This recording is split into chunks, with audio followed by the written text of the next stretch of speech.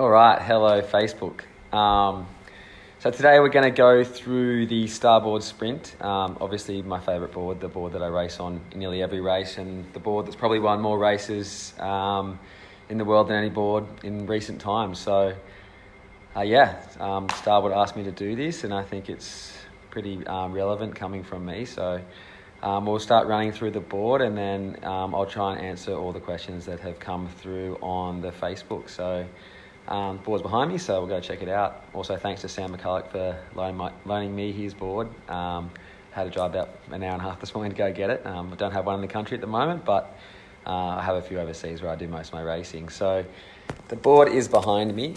Yeah, she's a beauty. We'll go check her out. Not sure how to swing this around. There we go. So this is the 2020 Starboard Sprint. And she's the best board that I've ever paddled. Basically what we did was, like we do every year with, I'll swing it back around. What we do with every year is try and make the board at least a length or 2 lengths faster than the previous year's board. So we do that with every range. So I think the range this year is the 21.5, 21.5 was the 2019. The 2020 is 20.75, 22 and 24. And each of those boards go through rigorous testing. So we don't just have like a standard board size that ends up getting blown up or changed. Like we actually test all the boards. So it takes months and months and months. All the guys at the shop, like Daniel Hasulio, Trevor, Ollie, Connor, myself, all head over to Starboard HQ there and do a hell of a lot of testing. So it's definitely not just an easy process like everyone thinks. Like we don't just think of an idea and go, oh, that's great, we'll just go with that for this season. It's just going to be that's the best board to do. It actually takes a long time to go through it all. And when we put those boards on the line, we put those boards in productions, we're really proud of it. And I think that comes from all the way down from Sven through the marketing team. So it's super important to have these really good boards for me, and I'm lucky to be able to paddle on the Starboards. So let's go back to what I was doing before. So first thing you notice, the branding's slightly bigger now on the Starboard, so you can actually see the logo on the water, where you probably don't notice that. We'll start with the nose, and then we'll just work our way along, and I'll make it up as I go. But what you'll notice with the nose is it's got like this little, turn in it, which allows the water to sort of run off and along the board and then coming off the other side. Like it doesn't just plow into the water. So if you actually put an extra bit here, it'll actually stick a lot more, and it'll make it a little bit, basically when you're trying to catch runs or stick on someone's wash, you know how you get stuck and your left leg goes down, your right leg goes down. This is what this prevents. And then this shape here, and if you'll notice it from the front angle, you see like that sharp sort of, triangle sort of shape. So from here down. So what you'll find is the water actually come through this piercing point here. So the nose is quite pierced, so you can actually cut the water first. And then the water will actually run up through here and then run off the sides. Especially when you're you're hitting wake, you're hitting chop, and you don't want that water to be stuck on your deck. That's going to really help you. What we've done too is we've raised this slightly through the center here. And why we've done that is by narrowing the board to 20.75, we've actually taken a little bit of volume out of the sides and the rails. So we've actually lifted these sides here to be a little bit higher. So my hand's small, but that's about how big it is. And we've made the rails slightly flatter. So what you can see them in the rear vision in that mirror over there. See how flat those rails are? That really helps you in the chop, and doesn't allow the water to stick on this side of the board as much. So it's actually allowing you to move through that water cleanly and smoothly. Leash point up here. So I guess you'll see me in basically all my races. I'll actually put my leash up the front here. So it'll be on my left leg, because that's the one that goes in front, and that's where I'll be putting my leash most of the time. For the standing area, it's a lot flatter now, so we've actually flattened this out, made it a little bit more even, and we've also cut these edges out. So even though we've gone narrower, we've kept it like quite stable. So when you're actually paddling, you're not going to feel like this board is any more unstable than the 2019 21.5, which is pretty cool, because if you've got a narrower board, you're always going to find that you feel like you're more unstable, you're going to fall off more, but you're not on this board. This board is the best board I've used by far. We've also, on this section of the board, instead of having that sort of aggressive hump that sort of has come up in previous years, we've really flattened it out all the way through to this standing area. So for when you're turning, we've actually flattened this section out as well and given it like sort of a reverse. You can see how it reverses down through here. And by reversing this down, it actually allows us to get more, weight on the back of the foot when we're turning or when we're downwinding or whenever we're using this board in like a bit more messy conditions where we've got to step back or we've got to get back on our board quickly. We get to lock our foot in a little bit more here, and our left foot is not so low, which is pretty cool, or your right foot, depending on if you're goofy or natural. And you see how it comes down here. So we've kept the water line running all the way back through here. But when you are looking at the board from this angle, you can actually see how the top of the deck actually runs down. So by doing this, we actually reduce the volume at the back of the board, which allows us to turn better. And you'll also see that little sort of chop out through here. So when the board sinks, you're not going to have so much board in the water, but you've still got these high rails, which allows the water to move through and doesn't allow that water to get on the deck. And you also, obviously we know that we've got lots of handle points on the board. So you point for, well, a lot of people like to use that one. I actually like to use this right-hand side one, put the board on my hip to run in, and then obviously some guys like to put one handle here, one handle there, or have them a bit skewed. So it's all about a bit of a personal preference. With the drainage holes, they're a bit tucked in and out of the way now because they're actually right up in the rail, and they're slightly angled to sort of allow that water flow to rush off the board. I think that's all the top, so let's flip it over.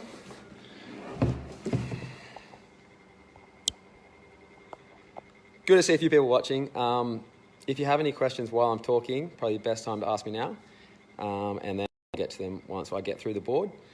But yeah, I'll get on to the bottom of the board now. So we've gone really quite sharp at the front here. Sort of runs sharp through here. You sort of get quite a lot of width sort of through the middle of the board, but this sort of section at the front here is quite pointy, which allows it to cut through that water really quickly and allows you to maintain that really efficient, effective pace throughout your paddle. You probably can see it from here.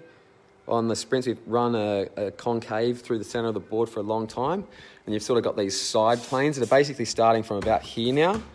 We don't run the concave too far forward, otherwise the board can get stuck in the water, whereas like if we hit this bit flat at the front, it allows the board to move side to side.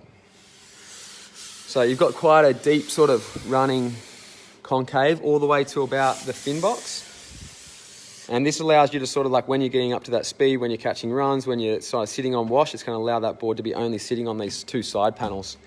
And when we're sitting on those two side panels, we're actually allowing the water to flush through the center of the board and then run out through the tail. You'll notice this year we've actually gone a lot flatter on the tail. Whereas in previous years, you might have seen the concave sort of come all the way to the back, whereas now it's pretty flat. So when we get to this point, the board is actually rushing out off the board, same as off the rails, and you're not going to have as much instability when you're on that turn. And we found that it didn't actually change anything speed-wise, so I think it was a really good design. So, whoa. Turn around. So yeah, that's pretty much my rundown of the board. I'm going to go over here. I've got my laptop set up, and I've got a couple of questions, so I'm going to go through those. I'm going to try and get the board in the background so it looks like a good shot, you know. What to do. No, I'm too tall. All right, so the board's there. So Eckermark asked how versatile the sprint is. And he's looking to get between the All-Star and the sprint. So basically what I'd recommend, depending on what you're doing, would be if you're paddling mainly in flat water, you're paddling on lakes and rivers where there's not a lot of turbulent water, I would recommend the sprint just because it's a very versatile board. It can handle I think for me, anything up to like 12 to 15 knots sometimes. And what I find is the only time that I probably would use the All-Star over the Sprint or the Ace over the Sprint is in pure downwind racing, or when I'm going in and out through the surf, or when the wind gets over 15 or so knots. So it's sort of like a go-to board for me, pretty much in everything. And maybe also the Sprint's sort of like pool racing stuff, but that's not really my forte, so I don't worry about that too much. What I find with the Sprint is it's just a very efficient board. Like if you want to maintain pace, maintain glide, and I don't know, sit on a better average speed, you're going to be able to do that a lot easier on the Sprint. So that's something that I'd really think about. Chris Couve, hello mate, I'll see you next week. What races am I going to use this board for this year and why? This year I'll be doing like Carolina, Europe, APP, and a few other races that are standalones. With the Sprint, I'll be using it for basically all of those. I think only maybe Vendy Gliss, if it's a downwind, or may not be. I'll probably use that for that. Otherwise, I might. Sorry, I'm just trying to fix up trying to make it less dark, and now all I can see is myself. With the there's not really many races. I think maybe I might try All-Stars for the Sprints this year in the APP, and obviously for Molokai I'll be using a downwind board. For the Maui APP I'll probably be using a downwind board, and yeah, that's basically what I'll be using those boards for. Pascal Schmidt asked, he's currently paddling a 12.6 by 28 All-Star and he wants to get a 14. He said the Swiss Lake's a bit choppy, but he's not sure what he should get. I think the Sprint is probably the go. I think you probably should go for about probably, I don't know your level of paddling, but let's go a 14 by 24. If you're very much a beginner, probably go the waterline or something like that, as you sort of recommended. I wouldn't really use a Sprint unless you've done a fair bit of paddling, like you're sort of more intermediate to advanced paddler. Yeah, I wouldn't recommend sort of the pro racing boards unless you've done a little bit of paddling. But in saying that, some people pick it up fast and you don't want to buy 3 or 4 different boards. So best thing is to go see your local distributor, your local shop who's got the Starboards in range, and try and go for a demo. Or find a friend who's got one. What else have we got? Hendrik Carstens, g'day mate. When I develop the boards, I think I answered this a bit earlier. So what he's asking is if we the boards or if we design basically all the boards separately. Basically what we do is we get the best 14 by 20.75 this time, the narrowest board, the fastest board, and then we work our way from there. Basically we do try and scale it up from the initial phase, but then we'll actually test that board as much as we test the fast boards to see how they work, because you don't, just because you're scalable doesn't mean it's necessarily going to work. So you got to work it for the different sizes of athletes, the different so that's something we work on really, really hard. Fredericks also asked, he wants to know why the Sprint has kept the concave and why the All-Stars kept the belly. So we've tested both. So when we tested on the Sprint, it didn't tend to work as well, and we're not really sure why, whether it's the straighter rails, whether it's because it's got a bit more, chamfers channels on the side, but it didn't actually increase more speed. So what we did, we just kept the concave, because it seemed to be working, allowed us to go narrower, and it actually gave us more width on the board. Whereas the All-Star, we found it had a significant improvement once we got to putting the belly on it. So the All-Star is going a lot faster now, whereas the Sprint sort of took off for a while, and then it was like a lot further ahead of the All-Star, whereas the All-Star starting to catch up again, which is really cool to see. Let's see if I got any more comments. There's one in a different language. I can't read that, sorry. Sarawut. That's probably so wrong, sorry about that. On Instagram, we've got J Lane Finn 555 asked, I get away with a really small fin usually. So basically asking about fins. So standard sort of stuff. If your board is unstable, put a bigger fin in. If your board is really stable, you can put a smaller fin in. Smaller fin equals less drag, bigger fin equals more drag. But also you've got to look at your shape of your fin. So depending on what type of fin you have, you can go like a shorter fin with a bit more of like a surfing angle, which will be better for surfing, downwind, and turning around cans. Otherwise, you can go like sort of a fin that's got a bit more depth in it, and that sort of type of fin will give you better tracking when you're paddling along. So you'll be able to go in a straighter line for longer without going side to side, because if you imagine when you're paddling, you're not actually always going straight, you're actually going sideways for a bit when you're paddling on your right-hand side, then you're going this side when you're paddling on your left-hand side. So what a fatter fin sort of does is limits that sort of tracking. In what conditions does the sprint perform the worst? I think it doesn't really perform the worst in anything. It really depends on your perspective and what you're comparing it to. But for me,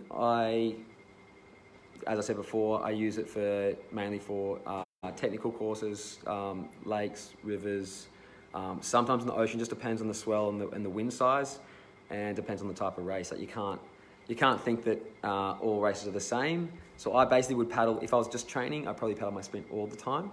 But if it's a pure downwind, I would definitely choose an ace or an all-star.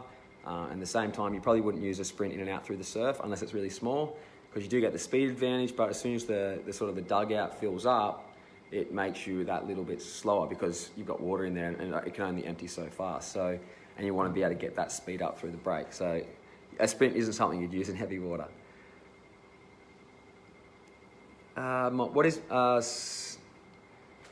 Someone else asked, what is my average speed when training on open and ocean waters?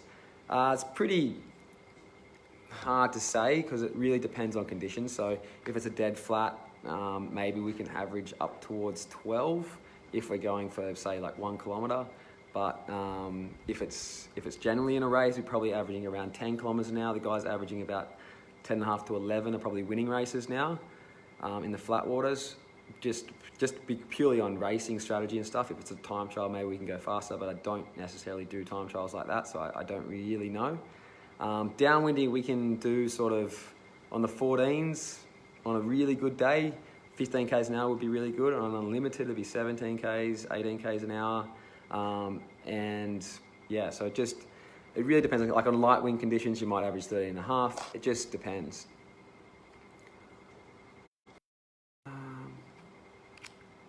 Liverpool Supco asked, what type of training do I do to prepare for races? I think training is really hard to sort of nut out really quickly, but basically it's a 3-month sort of lead into to the start of the season for me. It's a lot of aerobic sort of base conditioning, doing different sports. At the moment I'm doing some swimming, I did some Ironman. I did a whole bunch of different activities just to keep myself fit, and then I'll actually start training properly next month on the board, so full on.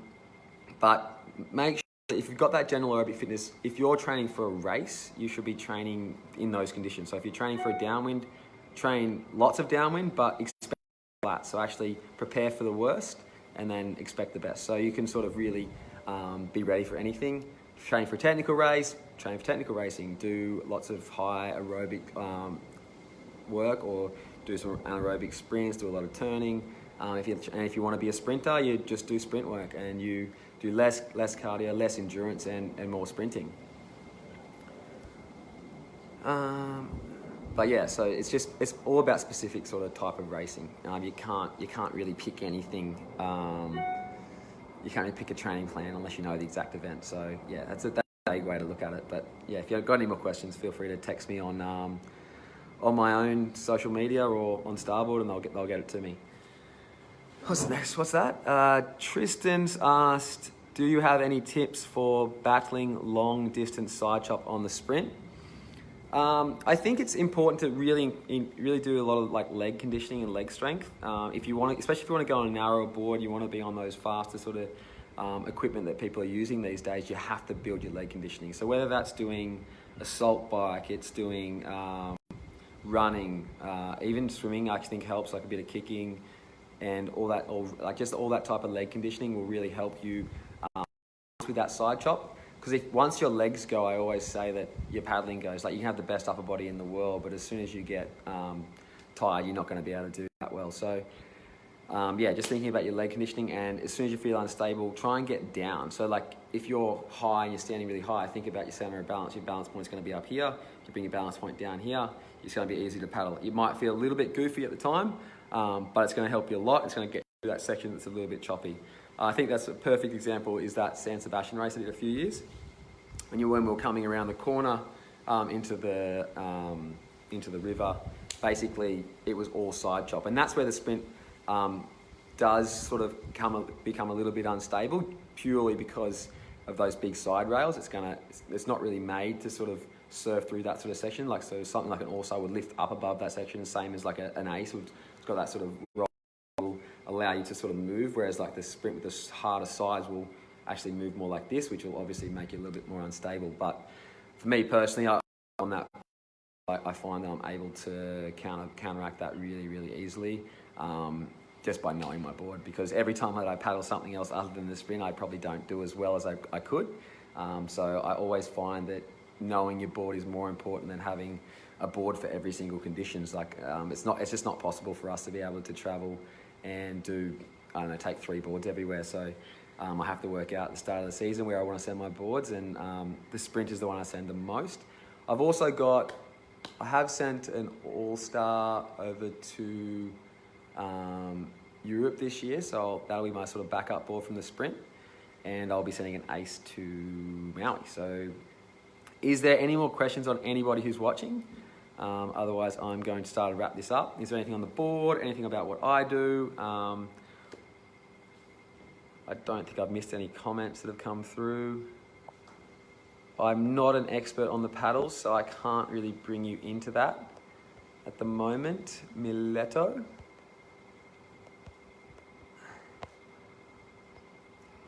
All right, well, yeah, that's it then for me. The sprint is by far my favorite board. If you have any questions, please put them through on the social media. All right, we've got another question. Thanks, Chris. His ability to ride. So one of my favorite features of the previous sprint was the ability to ride side and tailways really well, but it catches the nose sometimes. Would you say that the new, more rounded nose in the sprint makes that 2020 wash riding easier? Yes, I think I went through that at the start a little bit. The rounded nose does allow you to sort of move through the chop and sitting on wash a little bit easier and catching those bumps. So that was sort of like the flatter section, obviously from the nose to sort of the standing area as well. It allows you to sort of trim the board a lot easier, and you'll be able to get into those bumps a lot easier. Tristan Greg, am I going to be the next James Bond? Look, you never say never, who knows? And Andrew, thanks. I am swimming to Rottnest on the weekend in a team of 4. If you would, we're doing it for a charity called Ocean Heroes. So if you would like to donate, check out Michael Booth on my Facebook or my Instagram. There's actually links in those bio pages. Ocean Heroes is it takes autistic children surfing. I've been sort of a part of it for about 3 years now, and as a sort of a very distant ambassador role, but it's always nice to raise money for a local charity who does great things for the community, and we're hoping to raise a bit of money for those guys. So if you want to donate, check it out. So I think that's going to be it for me. Thanks so much for watching, and if you have any questions, please pass them on. See you next time, and hopefully we'll have another chat. Cheers.